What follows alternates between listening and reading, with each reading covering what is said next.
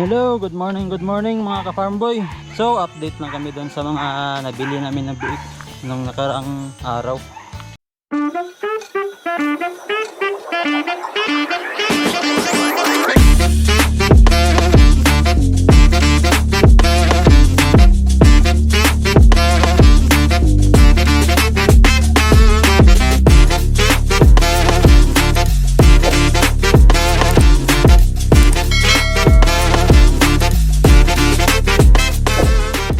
Hello, good morning mga ka-farm boy. Ako po si Cyril Gray Prostratos of ka-farm boy vlog. Ang video natin ngayon is update tungkol sa ating dun sa mga nabili nating mga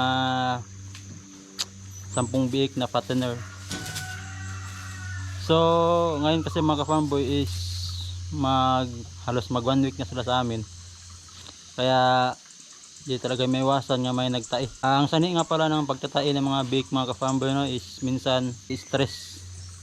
Kasi kakawalay pa lang, ang tawag doon is winning stress at ang tawag doon, kasi nawalay sila sa kanilang inahin ba, at nanibago din sila sa area natin. Kaya di talaga may iwasan minsan nga magka-diarrhea sila, pero nagagamot naman basta magapan lang talaga, magapan agad. Kasi mahirap din talaga pag nasobrahan sila ba na hanggang sa manghina na sila. Kaya dapat gamutin talaga natin agad mga ka-farm boy no. So ngayon is magpapainom tayo ng electrolytes tsaka Apralite. Yung Apralite talaga is yun yung talagang pang one time talaga ba na gamot. Yun talaga ang para sa akin ay pinaka-effective talaga. So yun lang mga ka-farm boy, samahan nyo kami ngayon sa paggamot natin sa ating mga biik. So ayan mga ka-farm boy, ito na po yung update sa mga nabili namin na biik. Bali ika 35 days nila ngayon. So ngayon sana is pupurgahin na namin sila. Kaya lang may mga nakita kami na mga basa yung mga ibang tae nila. May mga basa.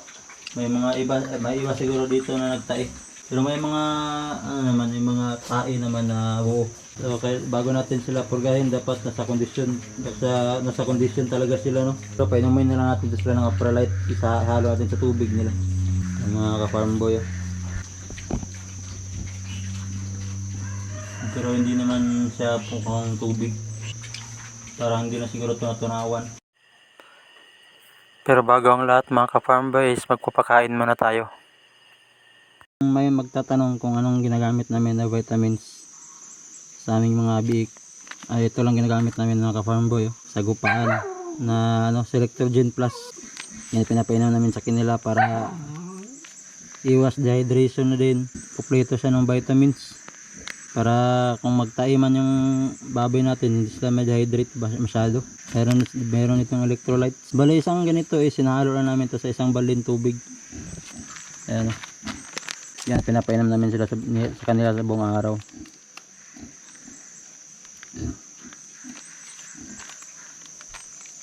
Kaya ito nga palang kulay niya mga ka-farm boy, parang bitras din ang kulay, yellow. Kakatulong din yan para hindi masyadong magtae ang mga bake natin. Siyempre magpapainom pa rin tayo ng Apralite. So yun talaga ang pang anti-scouring sa mga bake.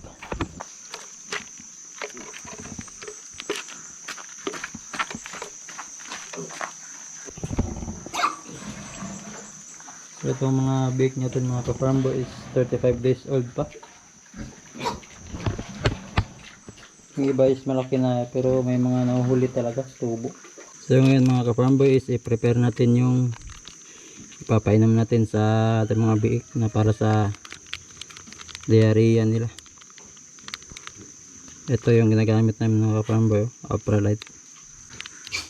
So hindi tayo pwedeng halo nito doon sa inuman nila dahil meron na nakahalo doon na Selectrogen. So isang ganito daw, isang pakete is tunawin sa 40 ml of drinking water. So para makasigurado tayo sa sukat ng sa dosage natin, itong gagamitin natin. Kailangan natin sukatin siya sa saktong ml talaga. Itong syringe natin is 3 ml to.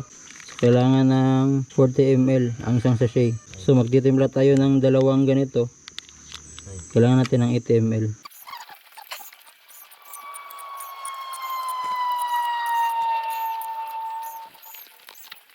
So ito na mga kawarmboy ang lalagyan natin ng Aprolite. Bali nasa 60 ml to. Paggamot kasi natin mga kawarmboy is kailangan natin i-overdose ng konti para masigurado talaga natin na umi-effect. Mas mabuti na yung naka-overdose mga kawarmboy kaysa underdose tayo. Pero wag naman yung masyadong overdose talaga na halos times 3 na yung dosage.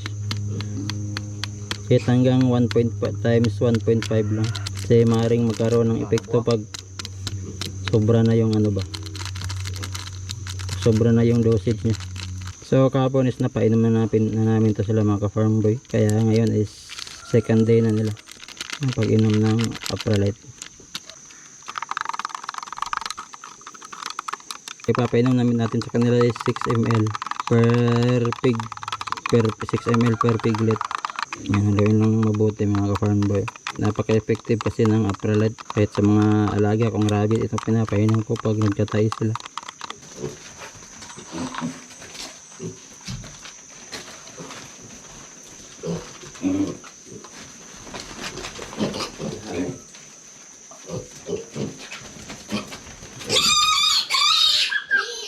Tatang bukay. Ang bukay.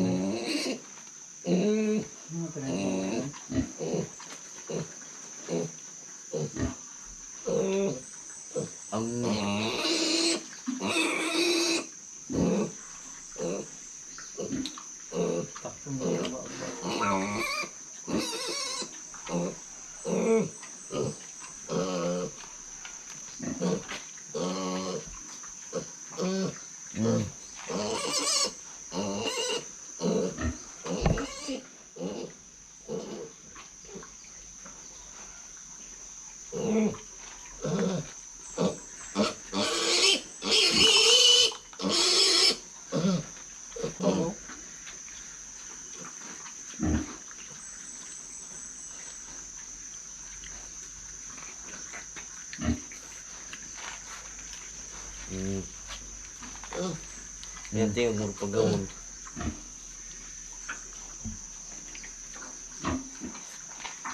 Nasilit sa panyang naon, dinaibok tambal. Kupay mo na bitaw, ito mo inom.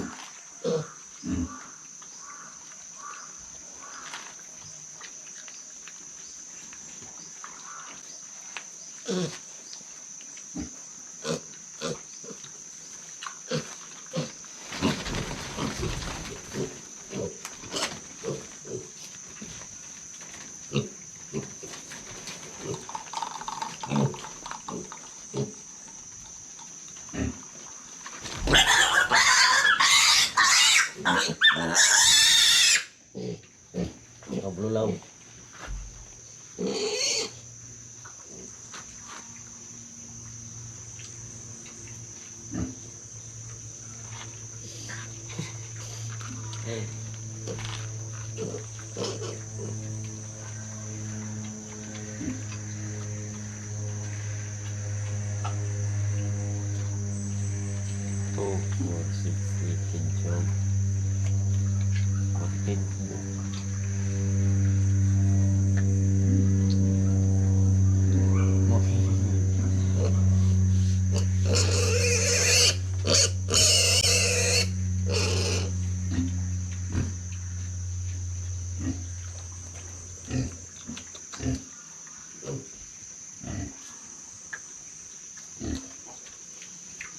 Musik naman dik.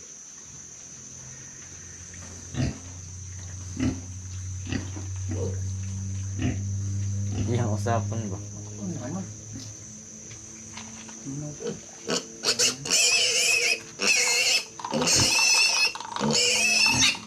Ayo.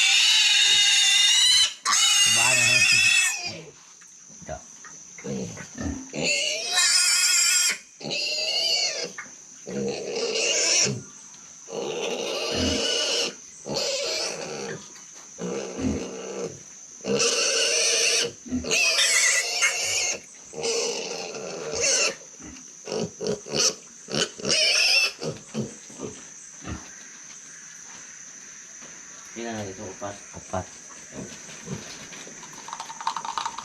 Na.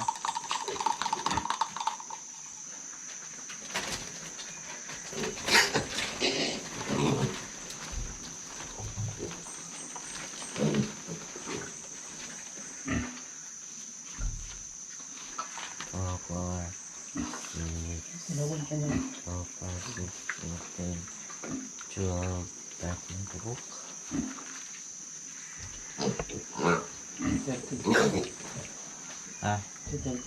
13 tubok, 13 tubok.